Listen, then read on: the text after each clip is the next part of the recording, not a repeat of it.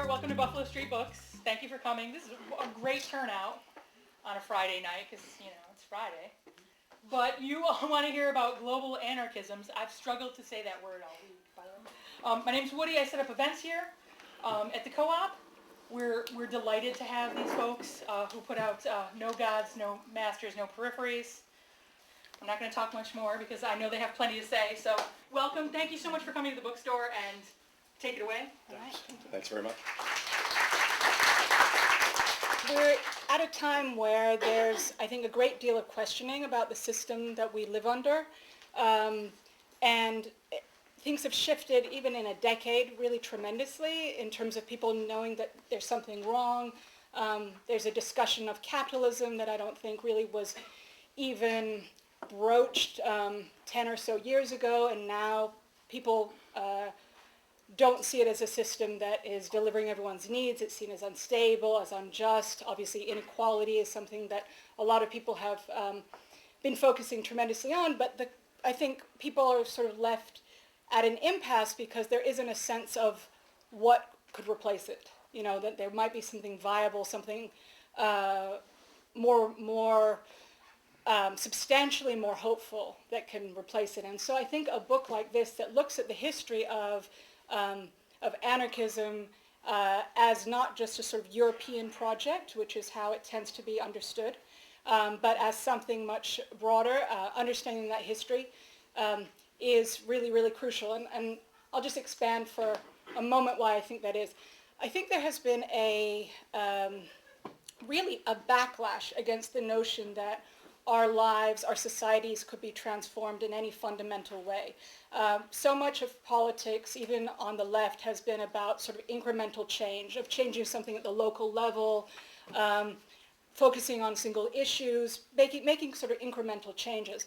And I think there's an assumption that the notion of a widespread transformation of society, which anarchism posits historically, that is fundamentally something that will lead to terrible outcomes. Most, I think, pointedly, one sees this around Marxism or socialism, right? The idea that when you look at the 20th century, any attempt to really transform society in a revolutionary way, however one wants to think of revolution, ends up with the Gulag, ends up with people's liberties being repressed. And in a sense, there's kind of a notion that the more freedom that we have, the worse things could be, right? That those experiences show that utopian hopes ended up badly with bloodshed. And at its basis is almost a kind of a notion about human nature, that we are really hardwired to function over in ways that are not in the collective interest, and that we can't, any attempt to try and do something differently will end up so badly. And I think it's unfortunate that a lot of people who identify as left or even radical have internalized that as well. That notion that we have to think incrementally, we have to think small scale, because anything larger than that will end up in an awful way. But actually those ideas really come out of Cold War liberalism in the 1950s, and I think really need to be rejected. If anything, looking at the scope of the environmental problems, it's really clear that anything kind of short of a large-scale, profound transformation is very likely to come up short in terms of the needs of humans and the rest of nature. So I think that a book like No Gods, No Masters, No Peripheries is really important at this moment as a way of reminding us that there are other ways of thinking about how to organize society, that those ways are historic or have historic roots, and that those ways are not just European, that they are actually global, that they're linked, that there are histories of internationalism that most of us have no idea about. It's a book full of promise and hope, and I'd say it couldn't be more timely than right now. I'm just going to speak very quickly to the origins of this book. I had to compress the timeline, so I had to cut it off, and I'll start at 1867 and bring it up to the present. In Capital Volume 1, Part 8, some of you know this section well, Marx is laying out what he understands to be a historical transformation that eventuates in the process of enclosure, both specifically in the British Isles and as the work of Sylvia Federici and many other people have demonstrated, beyond Marx's ken, beyond his knowing, enclosure becomes a global process and doesn't refer narrowly to establishment of property rights, so-called, over land. So in that section of Capital, Marx talks about the transition from feudalism to modernity, to capitalism. He's tracing the origins of capitalist society. Marx ends his laying out of the dynamic of the transition from feudalism to capitalism by saying that these new freedmen, and always Marx is ironic, these new freedmen became sellers of themselves only after they had been robbed of all their own means of production and of all the guarantees of existence afforded by the old feudal arrangements. And the history of this, their expropriation, is written in the annals of mankind in letters of blood and fire. Now, a lot happened between the publication of that passage in 1867 and now. I'm going to jump ahead to the 1970s. I want to mention a couple other cardinal points that inform this book: feminist analysis and activism, particularly the wages for housework movement, and particularly related to that movement, Sylvia Federici's critique and reformulation of Marx in her crucially important book, Caliban and the Witch, which I hope is for sale today. This is a necessary book to read. Also, Sylvia's recent collection of 40 years of her writing, titled Revolution at Point Zero, Housework, Reproduction, and Feminist Struggle. Feminist analysis and activism, cardinal point one. Number two, the Midnight Notes Collective, their publication in 1990 of an essay, a long essay, called The New Enclosures, which is reprinted in a volume called Midnight Oil, Work, Energy, War, 1973 to 1992, Autonomy Media Press, 1992. Now, a member of the Midnight Notes Collective, has recently also published a collection of his essays over many years, 30 to 40 years. George Kafensis, again from PM Press, the book is called In Letters of Blood and Fire, Work Machines and the Crisis of Capitalism. Again, a crucial collection. I put together a conference in March 2008. I had some help, but the idea was mine, and I was the one who pursued it. I usually don't like to talk that way, but it's accurate in this case. That conference was called Between Primitive Accumulation and the New Enclosures. Ian Bohl, George Kafensis, Sylvia couldn't attend but was invited, and Peter Linebaugh spoke on that occasion. And one of the really wonderful outcomes of that conference in 2008 was really for the first time meeting Ray, who remarked at the end of the conference, maybe we could do something together sometime. Well, we have. And Ray's inscription in his gift of his book, Cartographic Mexico, I hope our discussions can continue. So do I. Now, that 2008 conference then led on to a conference that Ray and I organized in 2012 with the Institute of Comparative Modernities at Cornell. And that conference was titled Global Anarchisms, No Gods, No Masters, No Peripheries. And the premises of that conference are largely recapitulated in this book that we're here for today. There are several other moments of origin of this book that I'm going to mention very quickly, just to acknowledge the work of a lot of different people. At Cornell, there was a group that initially started under the name of the Terra Nullius Research Working Group. Shelley Feldman, Chuck Geisler, and Fuad Maki, who's here today, were responsible for organizing that group. That group also brought Peter Linebaugh to the Cornell campus, which was a very important intervention. Fuad Maki also organized in 2009 an ICM conference called The Space Time of Modernity and Global Hierarchies.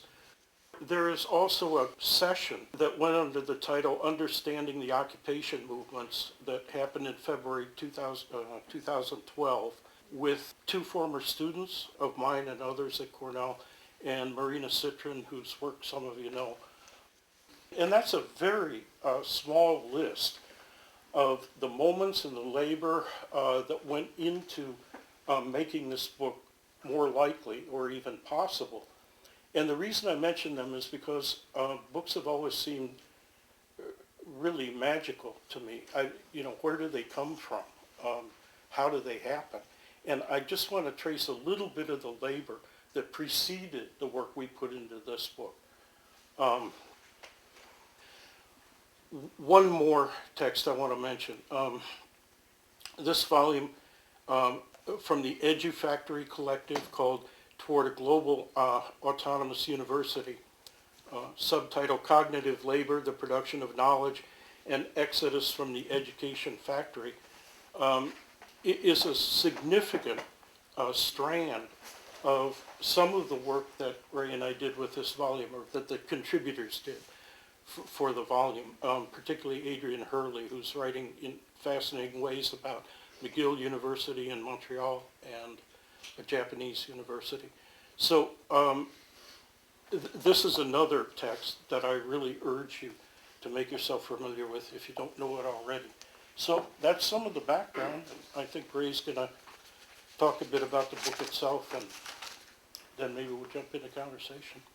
Thanks, Barry. Thanks for being here. The premises of the book were essentially ones in which, as Barry and I were talking and thinking through some of the kinds of shared issues that we wanted to think through and talk about, and the kinds of moments that we were teaching in and writing in and so forth, a lot of this had to do with feeling in some ways like the last thing we wanted to do was to be constrained in any way, right? Disciplinarily, temporally, geographically, and a lot of what we wanted to think about was the ways in which to make those kinds of openings and relationships work.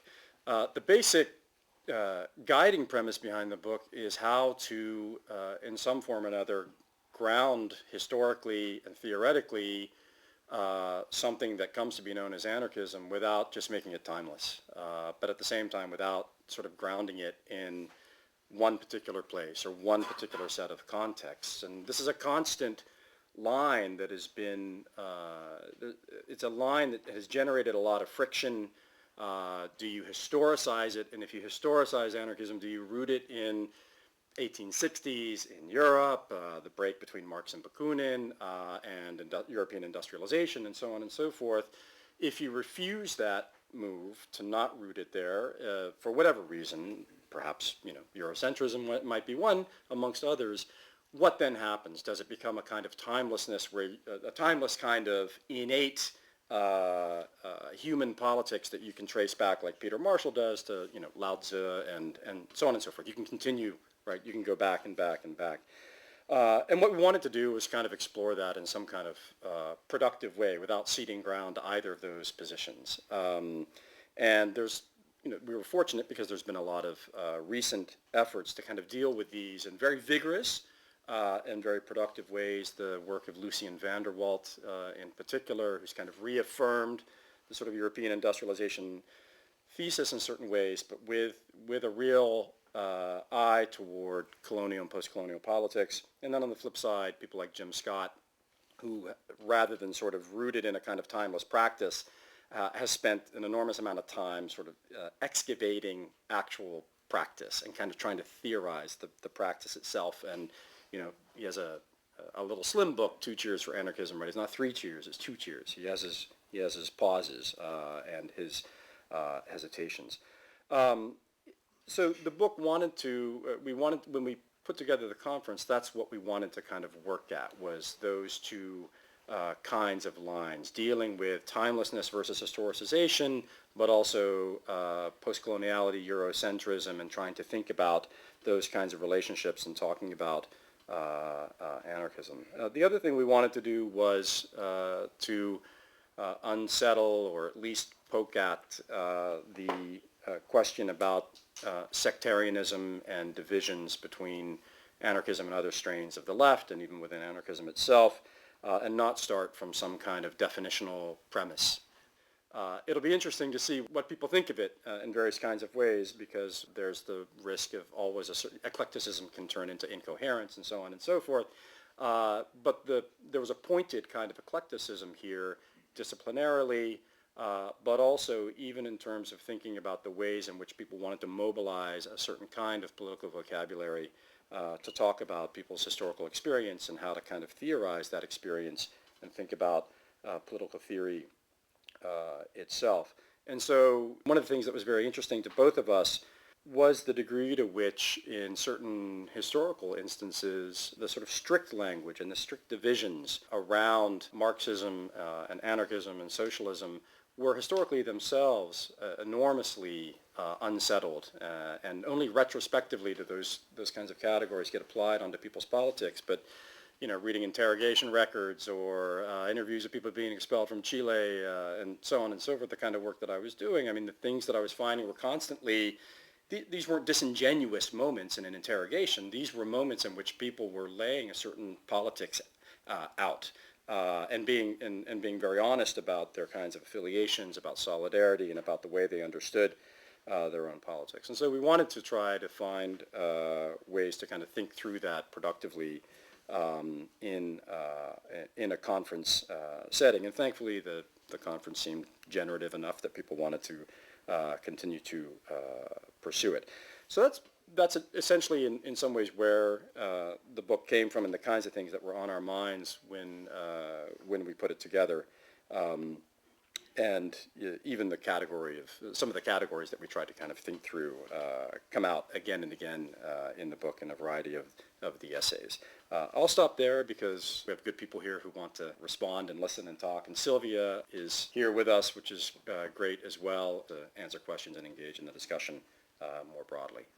One bit of unfinished business. The book that Ray and I did begins with a section on indigeneity and anarchism. It's worthwhile to note that we're on the traditional homeland of the Cayuga people. That's still the case. And one of the reasons that we organized the book and the conference in the way that we did was to make that first fact, not belatedly as I'm doing at this moment. Well, what do you want to talk about? I'm kind of curious what you do in terms of historicizing anarchism, treating it as sort of an adjectival form of human behavior. Mm-hmm. Maybe just to hear about what's in the book. Yeah, the guiding premise in general in pretty much all of the essays is trying to, and I should say very quickly, there are essays that deal essentially in a kind of European context, right? Thinking about surrealism and surrealism's relationship to some of the kinds of things you just mentioned. And so it sort of moves in different kinds of ways. But the majority of the essays are really an effort to kind of get out of, in a fairly straightforward sense, to get out of sort of importation paradigms, right? So you have import substitution, radicalization, industrializing in, let's say, Latin America, for example, so you can get out of the sort of circle of exporting primary products and importing finished products. And I was, a number of us were trying to think about radicalism in that way, import substitution, radicalization. And why is it always an import paradigm, right? I mean, there's plenty of times where people have mentioned, okay, it's not mimicry, right? Fair enough, but that doesn't seem to go far enough in certain ways. And so what the relationship is, and especially the unequal division of intellectual labor, right? Who has to quote who? What reference points have to be made for an idea to have its purchase? And then what does it mean to try to peel that back and think about its its groundedness, its rootedness, its, for lack of a better word, localness or specificity, without devolving into a kind of a very sort of nativistic language, right? And so a lot of the essays are really trying to deal with that question and sort of think through that question so that Europe becomes, first of all, a category that in and of itself has to be unsettled. Europe is an artifice, just like, all of these places with boundaries are artifices, right? Places like Europe, I mean, you get the whiff of artificiality, but the smell is pretty strong around Europe, right? The deeper in time you go, the sort of more pungent those falsehoods are. And so even the internal colonialism of Europe itself, the fact that political theories and that people think about as European liberalism, but I mean it meant something very different in England, in London than it meant in Birmingham and Manchester. It meant something very different in France than it meant in Russia. There's been amazing work done recently on the influence of Japanese commoners and intellectuals on Kropotkin, and the scientific and political work that Kropotkin and others were doing.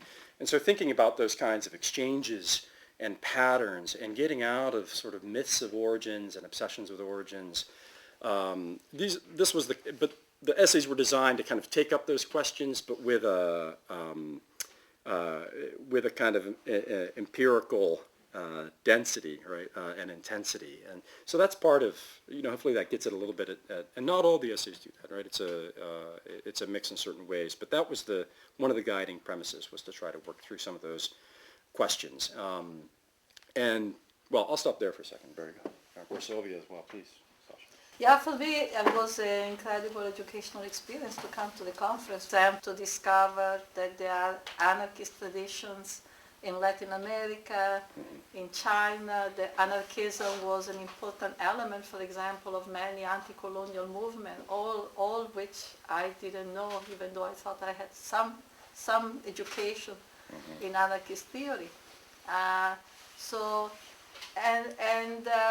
And to discover that, in fact, for example, in Latin America and in other places, anarchism had been responding to local tradition. It hadn't been simply imported, even if at times there were elements, but actually had grown, in dialogue and been influenced also. For example, in Latin America, by contact with the indigenous people tradition, who was strongly anti-statist, strongly based on communitarian relation, and basically in a mode of self-government. So this was extremely important. I also discovered feminist trends of anarchism. For instance, that the first feminist, anarcho-feminist organization in the world was in Argentina in the 20s. Although I was recently told they'll never call themselves real feminists, because at the time, feminists meant to be a suffragette, and they were against the vote. But in every other respect, they were feminists. The slogan was no boss, no God, and no husband. So that's very powerful. A little redundant.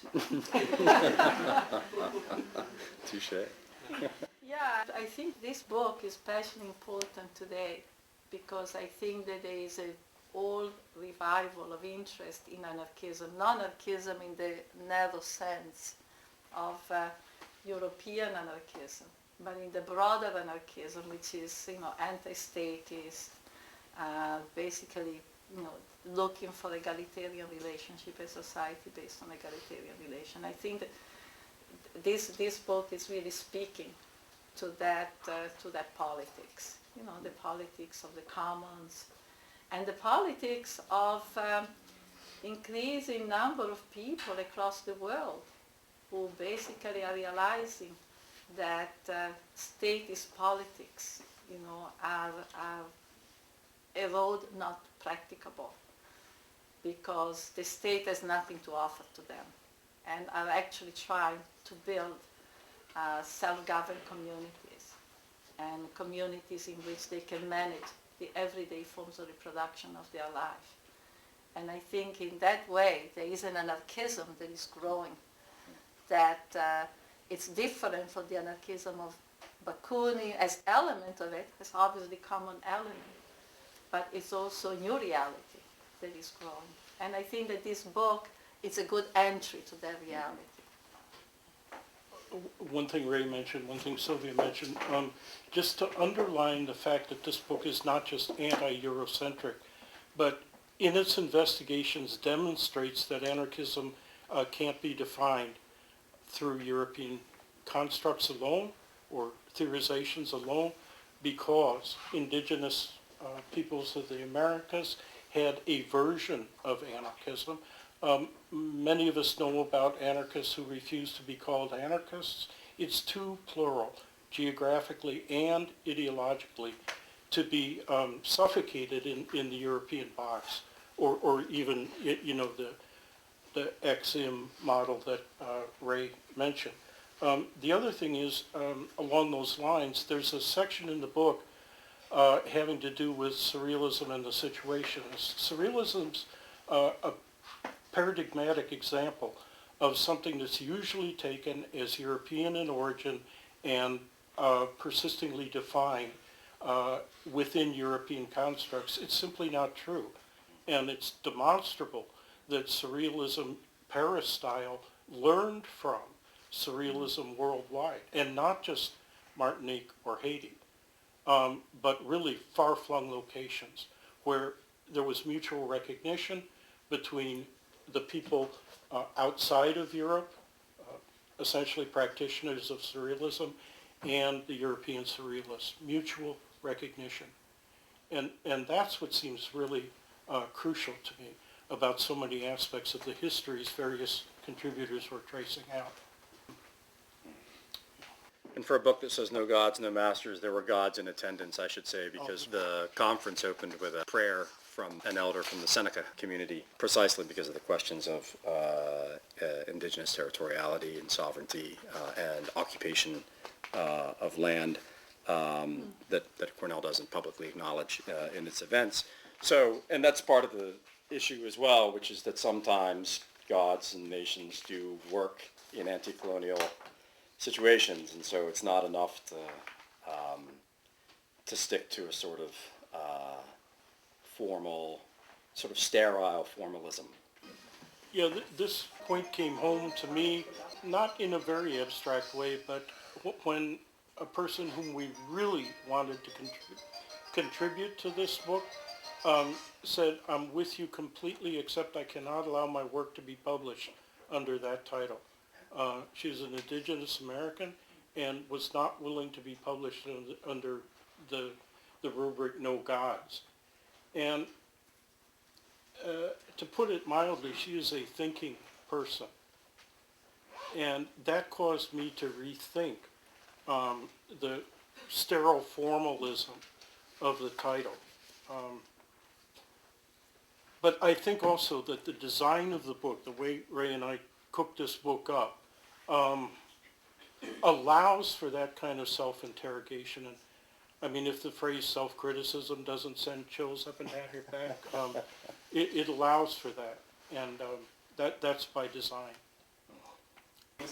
I'm wondering, if you look across all the different essays, are there any kind of emergent centers of gravity in terms of arguments, conclusions, especially ones that you think fruitfully, in novel ways, push the debate forward? The one thing that makes this collection different from other collections is that it takes really seriously the dynamic in which, for anarchism, the process of enclosure that Marx laid out in a preliminary way becomes absolutely a question for now and tomorrow. The historical occasions of this book, not the things I traced, the local things, but matters like the Occupy movement and the so-called Arab Spring, those were crucially important as we were putting this book together. Both of those movements theorize and understand the process of enclosure and an anarchist response to that global process. And it's not something that I've seen in other texts, and it's deeply informed by Sylvia's work, George Kafentzis' Peter Linebaugh's, and a few other people. There are some outliers in the collection, but that is inconsistent essays. But again, that was by design, and I wrote one of those essays, so I think I did. I think that one of the things that emerges, there are several themes, right? One is the theme of rediscovering anarchism. You know, rediscovering anarchism by visiting anarchism in other sites, other places, in conjunction with other cultures. For example, Latin America is very prominent. How the workers' movement in Latin America profoundly affected the world of anarchism, but not just copying anarchism from Europe. So that's one thing, one theme that I think is very important in the book. I think the other theme that also emerges from the book is the importance of what today we call the politics of the commons. You know, I think it's the politics of, creating a world that basically looks at the construction of egalitarian relation, communitarian conception of life, and seeing that the world is not a utopian world or a world to be achieved in hundreds of years, but it's something that has already been enacted and is already been growing, in our own time.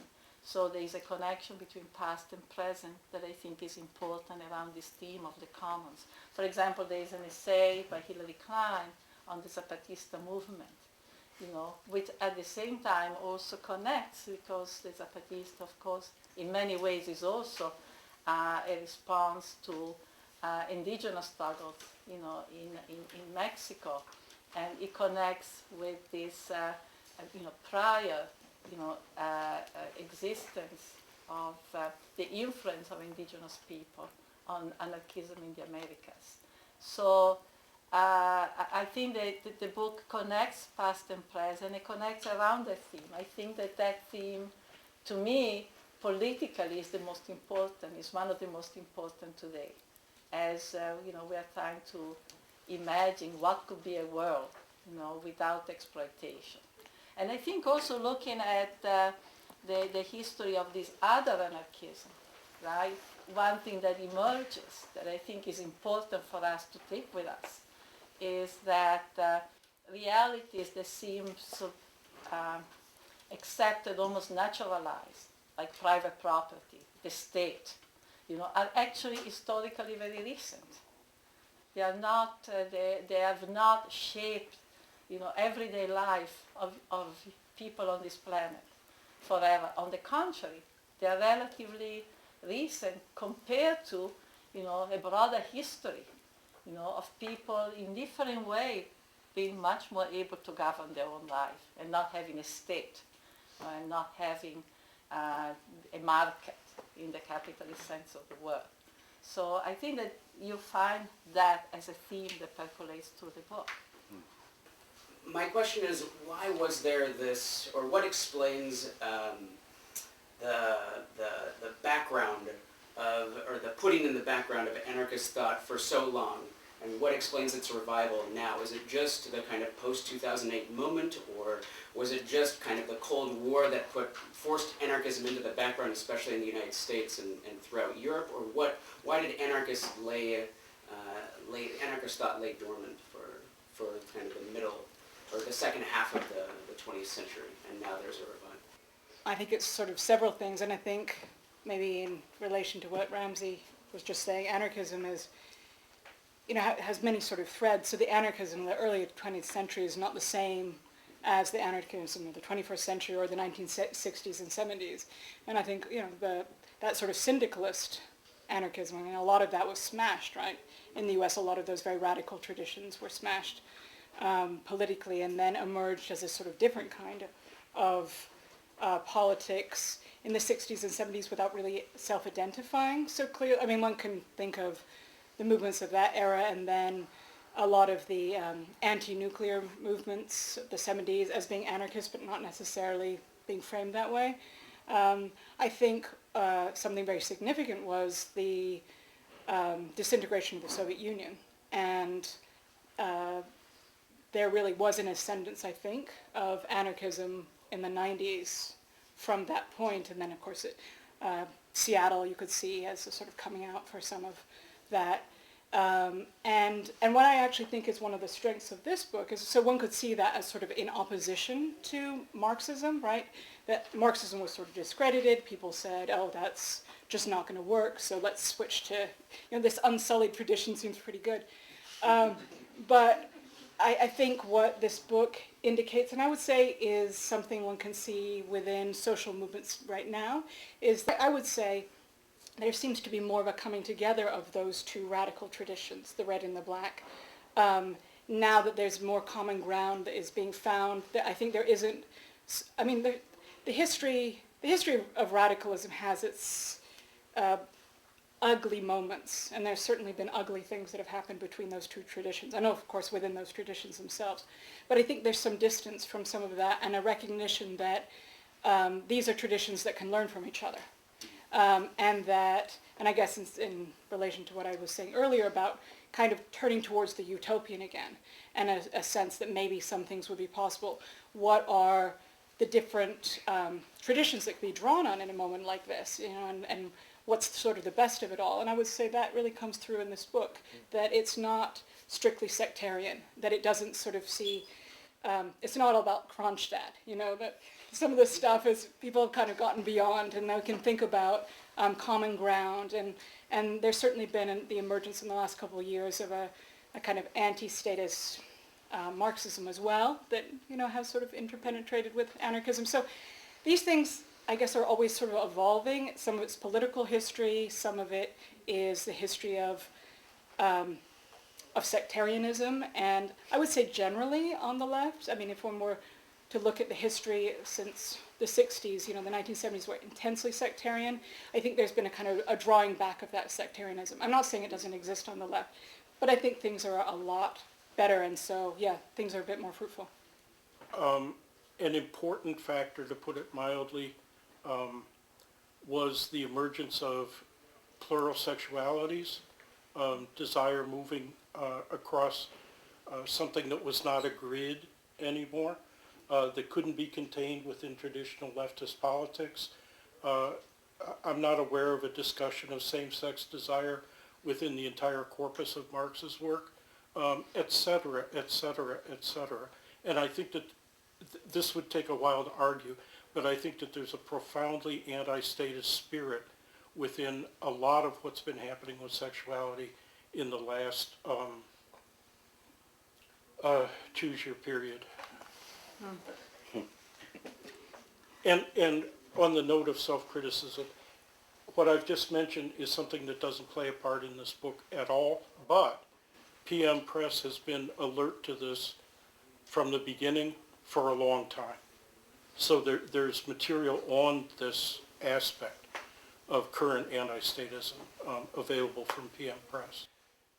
Maybe you want to, when you're talking about anarchism being dormant, what I'm inferring from what you're all saying is that actually that is not the case.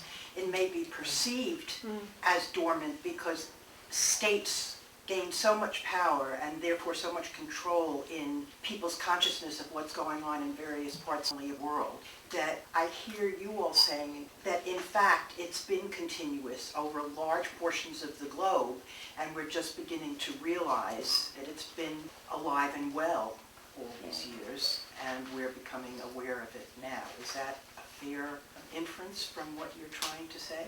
Anarchism has been there all along, in the sense of the desire for the world without masters, but I think at the same time the political experience and the crisis of revolutionary models, as well as the crisis of the state, the privatization of the state, for instance, have also contributed to really the development of a new kind of politics. I think there is, in fact, the development of a new kind of politics that you can see in different parts of the world today. And a kind of politics that, for example, is very, and I think definitely the influence of feminism has been crucial. That looks, for example, at the question of transforming also, not only the institution, but beginning with everyday reproductive practices.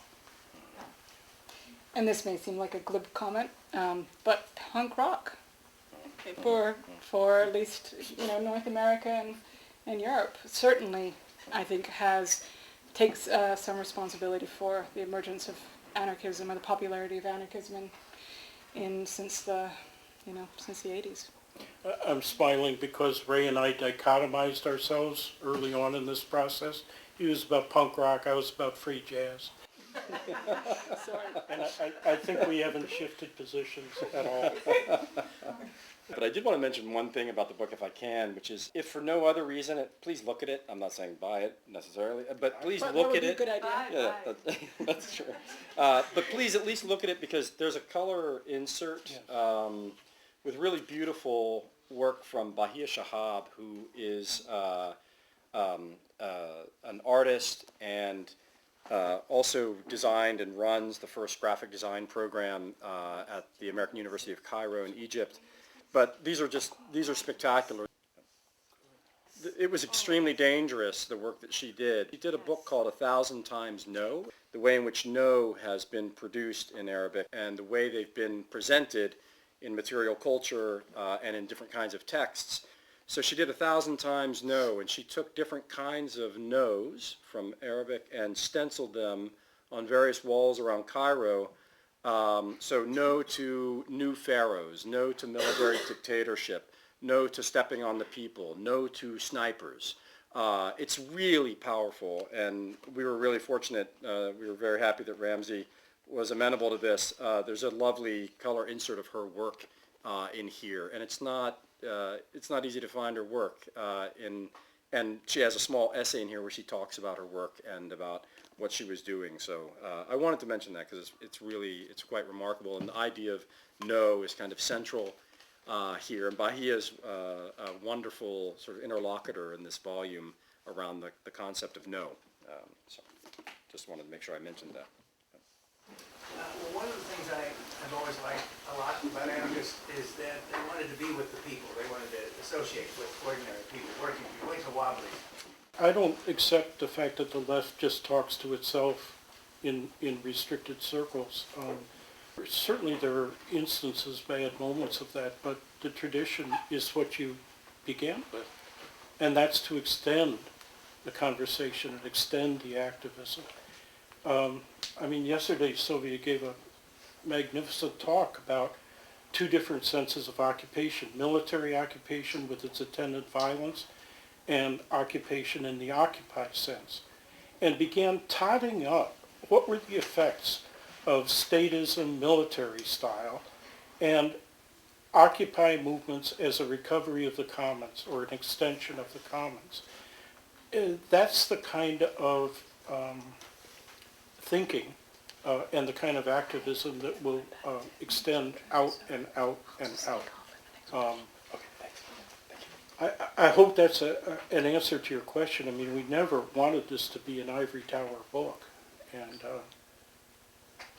yeah, certainly people approach the question in different kinds of ways in their essays, but I think in all of the essays there's an effort to wrestle and to bring sort of clarity to the kinds of questions that are guiding the book, and I think it's on people's mind, in part because the conference itself, out of which the book came, was populated by a lot of people who had lots of opinions about these things. I mean, it was great. It was sort of, there were these kind of rabble moments which were really wonderful, which were exactly what they should have been.